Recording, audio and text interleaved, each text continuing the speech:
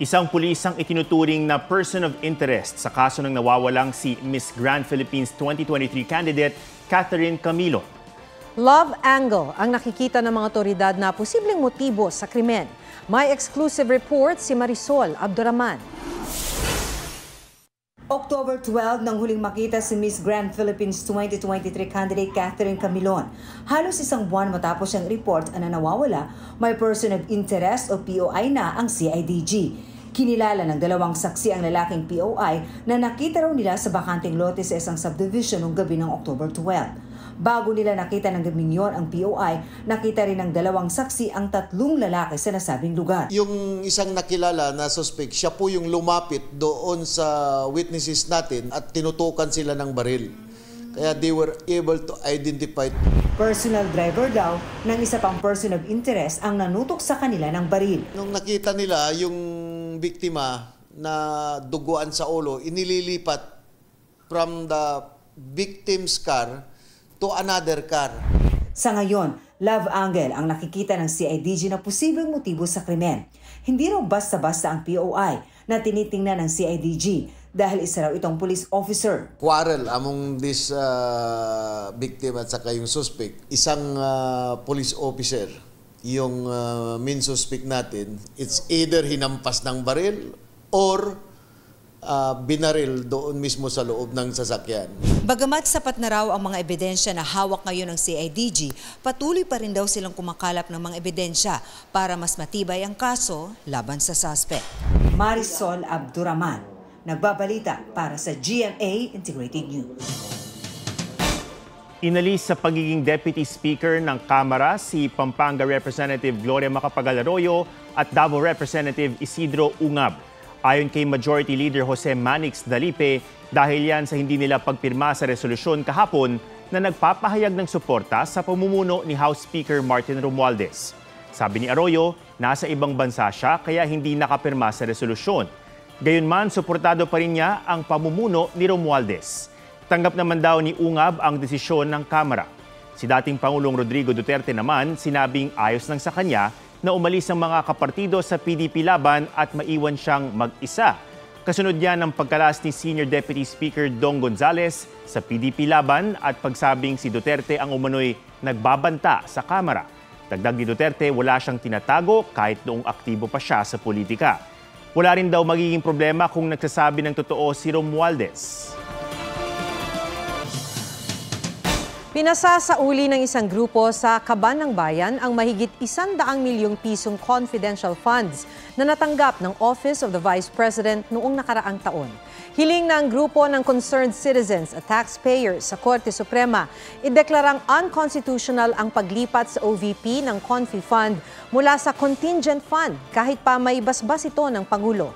Sabi ni dating COMELEC Chairperson Christian Munsod, walang isinabatas na confidential fund para sa OVP sa 2022 General Appropriations Act. Ayon naman kay Attorney Ray Paulo Santiago ng Ateneo Human Rights Center, may tuturing itong panghihimasok sa kapangyarihan ng Kongreso. Sagot ni Vice President Sara Duterte, pagkakataon na ito para matuldukan na ang usapin. Hinihingan pa namin ng panig ang Office of the Executive Secretary at Department of Budget and Management. Pero dati nang sinabi ng Office of the Executive Secretary na inaprubahan ito sa ilalim ng 2022 Contingent Fund. Dati nang sinabi ng DBM na release ang nangyari at hindi transfer ng pondo. Kasama raw ito sa 7 billion peso contingent fund ng gobyerno.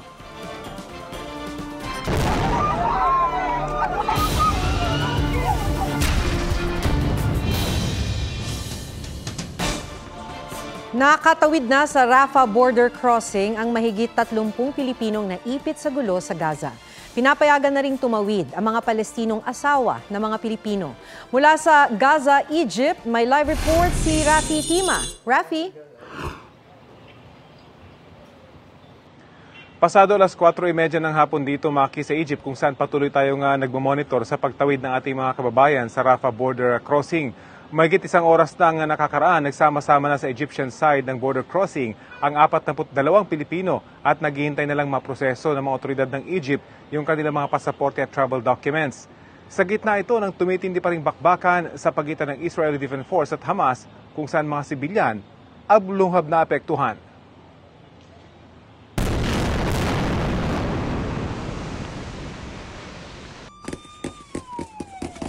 Isang buwan na mula nang gumising sa pag-atake ng Hamas ang Israel. Ngayon,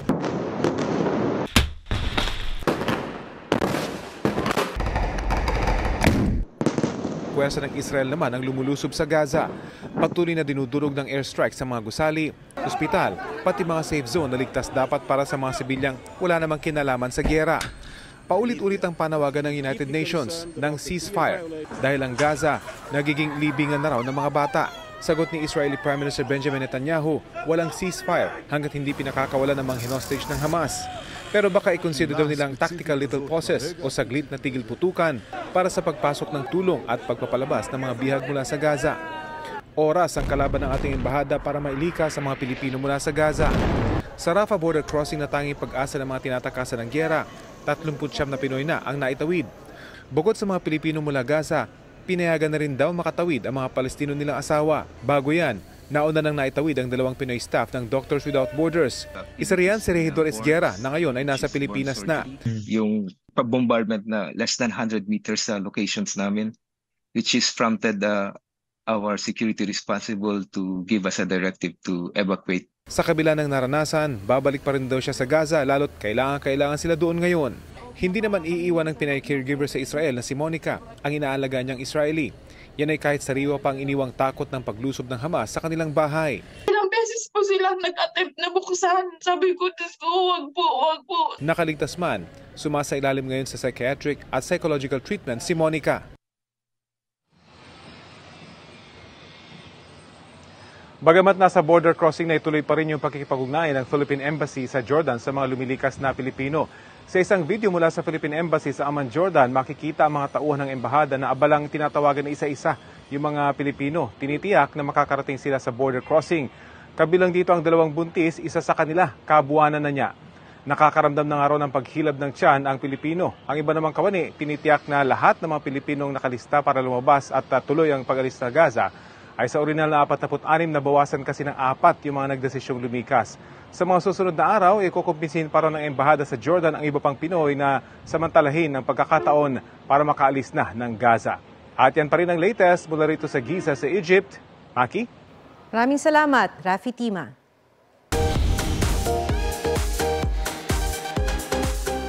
Ginulat ni David Licauco ang lahat nang ipakilala siya bilang special guest sa Sikat Magpasikat segment ng It's Showtime. Hi, Lulu! Please welcome our Pambansang Ginoo, David Licauco! Isa sa mga nagulat ang on-screen partner niyang Barbie Forteza na isa sa mga hurado. Si David ang naging boses ng animated character na si Lulu sa heartwarming performance ng Team Karil, Amy, Lassie at MC. Nasa Fast Talk with Boy Abunda naman si Bianca Umali. Bibida si Bianca sa upcoming series na Sangre Encantadia Chronicles bilang anak ni Danaya na si Tera. Na sobrang grateful ko po talaga kasi hindi po lahat nabibigyan ng ganitong tiwala, ng ganitong pagmamahal. Sa totoo lang. 48 days na lang bago magpasko, kanya-kanya nang pailaw ang ilang lugar na tiyak dadayuhin ngayong Kapaskuhan. Nagningning ang Ayala Avenue sa Makati matapos ang sabayang pagpapailaw sa mga higanteng parol sa tapat ng Stock Exchange. Taon-taon, isa ito sa mga dinarayo sa lungsod tuwing Kapaskuhan.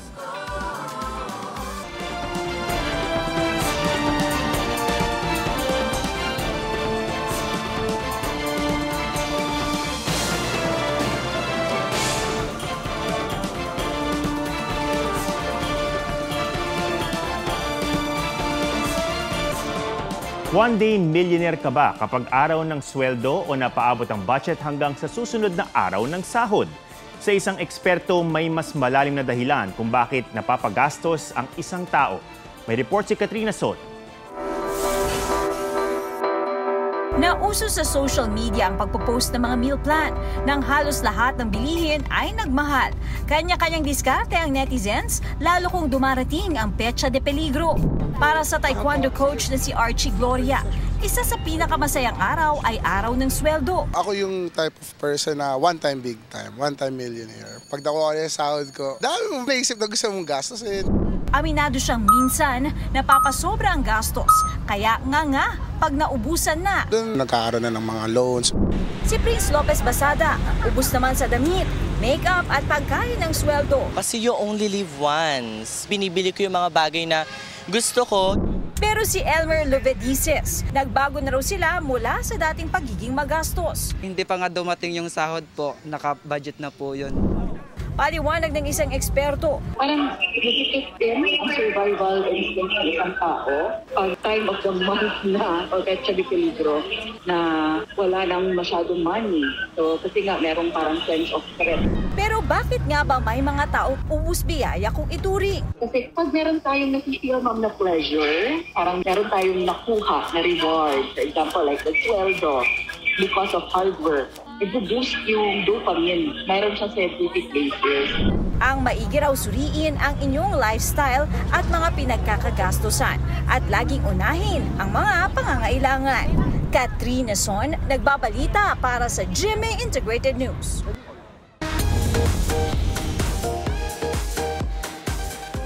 Naging emosyonal ang actress beauty queen na si Herlene Budol sa pagsalang niya sa one-on-one interview with GMA Integrated News. Sa nalalapit na pagtatapos ng Magandang Dilag, binalikan ni Herlene ang pagsisimula ng kanyang karera hanggang sa mga nakamit niyang tagumpay ngayon. Nakakapundar-pundar na po ako kahit papaano. Yung sure po ako na magkasakit man po yung isa sa pamilya ko, kung ma-hospital, huwag naman po sana, Lord. Meron na po kami pambayad kasi dati wala eh. Thank you po talaga, GMA. Thank you sa lahat ng mga nagtiwala po sa akin. Tingin ni Herlene, naging susi kung bakit minahal siya ng mga manonood ay ang pagiging totoo sa sarili. Pero aminado siyang hindi naman lahat ay mapiplease niya. Naapektuhan din daw siya ng matinding bashing. Na-overcome naman daw niya ito sa tulong ng kanyang pamilya at mga kaibigan. At yan po ang State of the Nation. Ako si Atom Araulio para sa mas malaking misyon. Para sa mas malawak na paglilingkod sa bayan. Ako si Maki Pulido mula sa GMA Integrated News. Ang News Authority ng Pilipino.